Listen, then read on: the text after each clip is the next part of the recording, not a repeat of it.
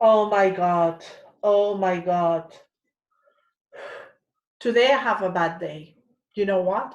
I just did my first YouTube Direct and it didn't work perfectly as I had thought. I thought it would be smooth, internet connection would work, and not everything was good until the last 10 minutes. It was totally incomprehensible. So while I'm now doing this video, well, to explain you, the first YouTube Direct is not always great, maybe. Well, maybe it was the fault of my internet connection, but now I'm shooting this video so I can control if things go wrong, I can stop and do it again and again. In particular, I do this because of my poor students who couldn't see the solutions of problem 1 and problem 6. So my purpose now is to finally solve these problems, which I have already solved in the YouTube Direct, but it's impossible. Nobody can understand. So the first problem on the list says that I take a symplectic vector space and I have a codimension 1 subspace, and I need to prove that it's coisotropic. Let's recall what the definition of coisotropic is. A subspace is coisotropic whenever it's symplectic orthogonal, it's contained on itself. That's the definition of coisotropic subspace. I could also apply this to submanifolds, but here, this is the first problem on the list. So we have, like, it's very easy. So we have a symplectic vector space. I could also apply it to the tangent space of a manifold and talk about coisotropic submanifolds. So this would be sort of the dual of the fact that if you have an isotropic submanifold, if you have a manifold of dimension 1, it's always isotropic. That's an example I put in one of my last videos when I was looking for examples of Lagrangian, and then I said on any surface, then any curve is Lagrangian, and then in higher dimensions, any curve is isotropic. That's the condition. So if I look at the symplectic vector space analog of this, and I look at the dual, then I'm on the coisotropic case, okay? So problem 1 tells me that if it's codimension 1, it's coisotropic. And that's the definition of coisotropic. It's assuming that it's symplectic orthogonal, that's the notation for symplectic orthogonal,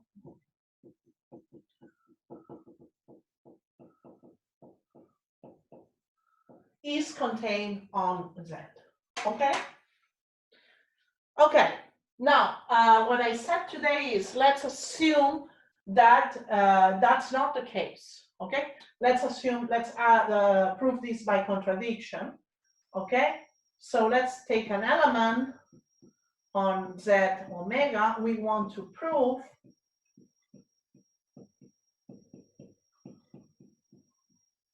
that Z is contained on Z. Now, let's assume let's assume the contrary. Let's assume that it's not isotropic, okay? So let's assume that Z is not in Z. If Z doesn't belong to Z, then I kind of find a new vector space, which is the sum of Z plus direct sum this element. Not direct sum, I don't know if it's direct sum. It's going to be direct sum, okay, if we are asked by assumption, but assume that we defined this vector space. So these are the vectors, any vector of Z plus lambda times Z, where U is a vector on Z, and this Z is this fixed element that belongs to the symplectic orthogonal. All right? And now what I do is to evaluate omega, and I'm going to do this in black. I take omega and I evaluate U. Okay, I do the following. I'm going to evaluate Z, sorry. I'm going to take this element Z, and I'm going to evaluate with U plus lambda Z. If I assume that Z does not belong to Z, then the dimension of this space, the dimension of Z bar is the dimension of B. Therefore, Z bar is B. Then I would be generating all the space. That's something that's going to lead me to contradiction, because then what I say is that here I can take any possible direction where U is an element on Z and Z is the fixed element I picked on the symplectic orthogonal. So now I add up this. Well, this second term is 0 because we agree that omega is skew symmetric. Therefore, this goes to 0. What happens with this term? Z belongs to the orthogonal of Z and U belongs to Z. Therefore, because this belongs to the symplectic orthogonal, this vanishes. Okay, I don't know if you, okay, you don't see anything else. So this is 0 plus 0, so this is 0. And I have this expression that this, if I assume that the element Z is not on Z, then what happens is that this element here, okay, this element here describes, okay, all the vector space. Therefore, because this is any element of the vector space and Z is different from 0, this contradicts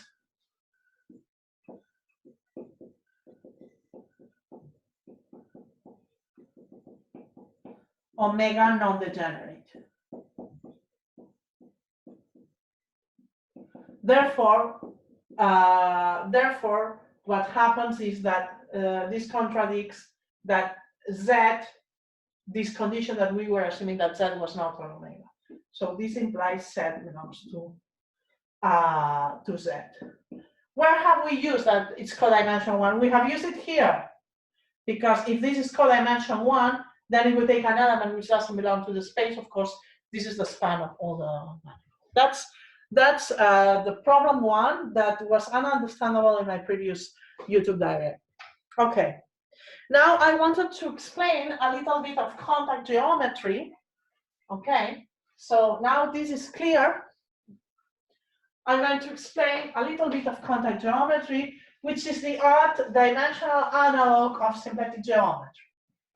Okay, and well, this is not, I could talk a lot about contact geometry, but we are not going to talk about contact geometry a lot because we have enough with symplectic and Poisson, but there is a problem in the list, which is problem 6, that goes in this direction.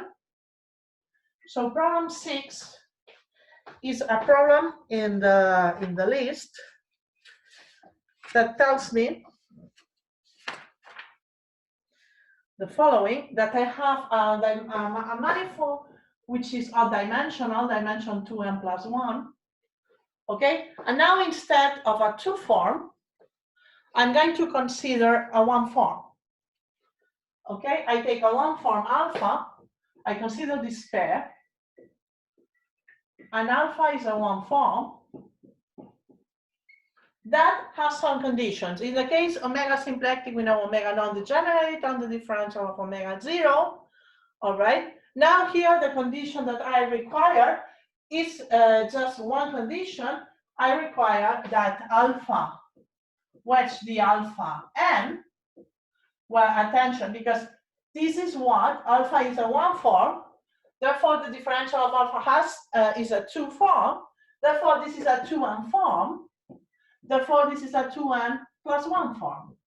Therefore, this is a top form on this manifold. Okay, so I assume that this doesn't vanish. Indeed, I may assume that this has a sign strictly positive, for instance. Okay, and then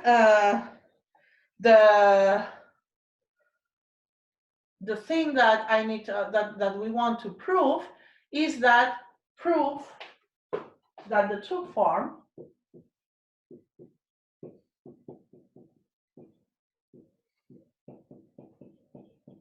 defined by the 2 form that we consider is omega, the differential of Et alpha, and we consider this two form on the initial manifold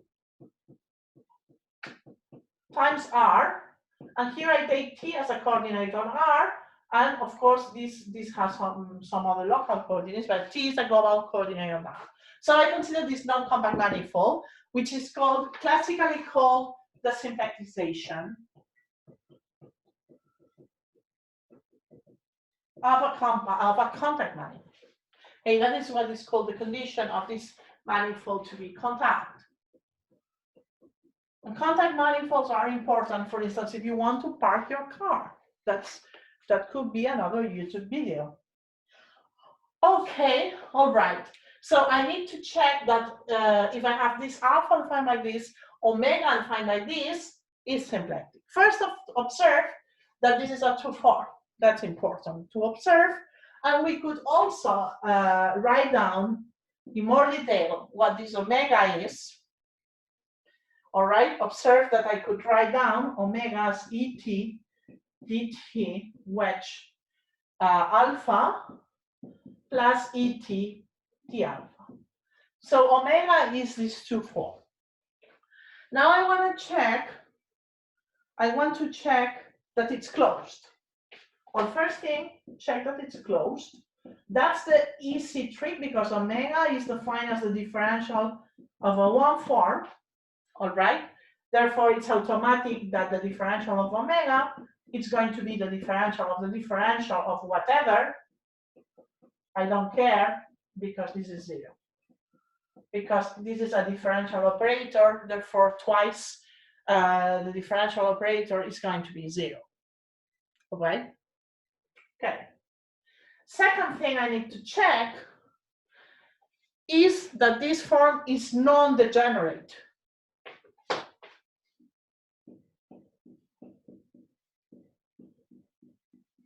Remember, in today's class, I recalled the two ways to look at non-degeneracy. The first one, just by linear algebra, and the second one, the characterization that omega n, so the dimension, observe the dimension of this manifold is 2n plus 2. So this is 2n plus 1, all right?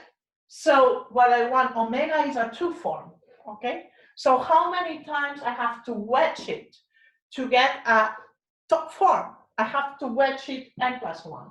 So what I need, this is equivalent to omega n plus 1, okay, being a volume form.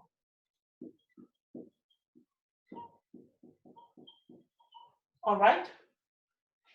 That's equivalent to this being a volume form. And now all I need to do is to take this computation of omega and wedge it n plus 1 times. Okay? I hope that you can see this here. I'm going to sit here. I don't know if you see. I'm going to sit here. And what I just need to do is to put omega n and plug this expression here. And this is just going to be this guy. Well, I need to do this n plus 1, I said. Et dt wedge alpha plus et d alpha n plus 1. Okay.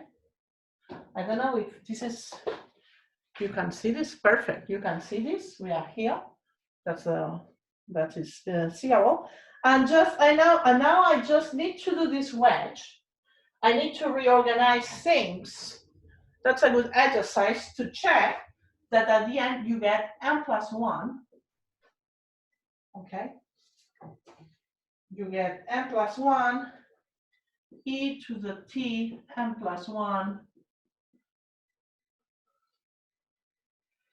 dt wedge alpha wedge d alpha.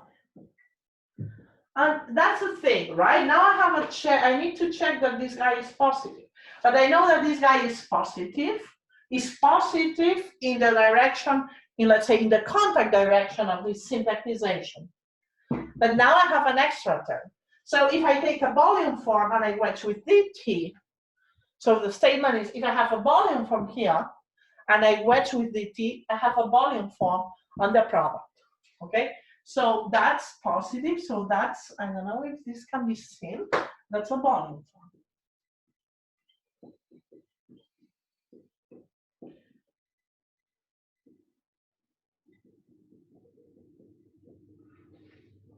Okay, exactly. I wrote here on the last possible place where you could see it.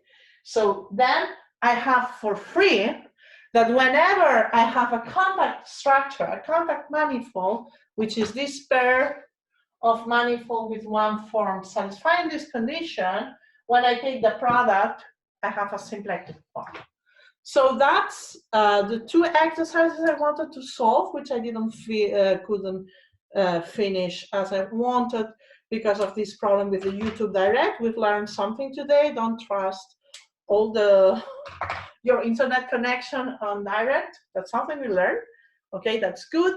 But we could solve it. We have the problem solved here. You can look at this video as many times as you want. And now what we will do next Monday, we will work with integrable systems on the first hour, on the second hour with Poisson structures. And I'll prepare some videos for you to learn this wonderful end of the course. So I'll see you soon. Bye.